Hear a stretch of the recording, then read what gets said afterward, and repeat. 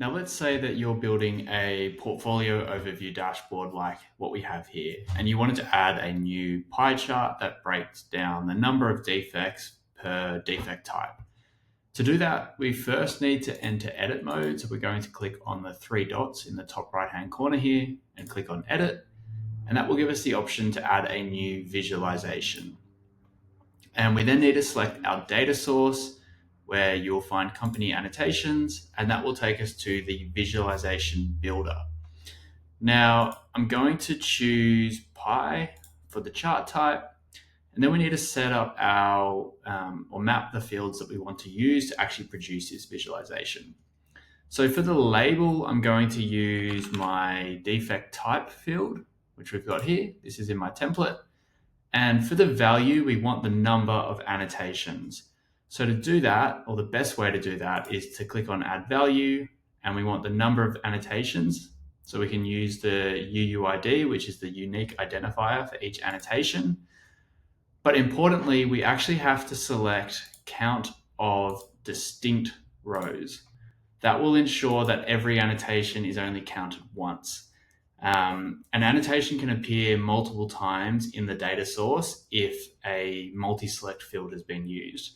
This is the best way for us to prepare the data for these business intelligence applications.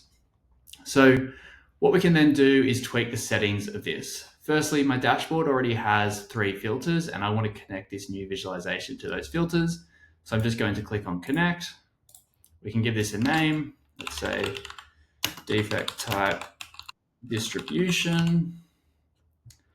And if we go over to settings, I'm not that interested in the percentages here. So I'm actually going to change that to the number, because I want to know the actual number of defects for each defect type. You can tinker with different settings as needed. However, I'm going to call that done and click on the tick up here. And then we have the new visualization on our dashboard, which we can drag and drop around. I might move this one up into the top left. Things are going to jump around a bit as we get everything into its final position. Okay, what you can even do is head up to the settings here and turn on auto layout, and the dashboard will lay itself out based on the chart types that you've chosen and your current screen size.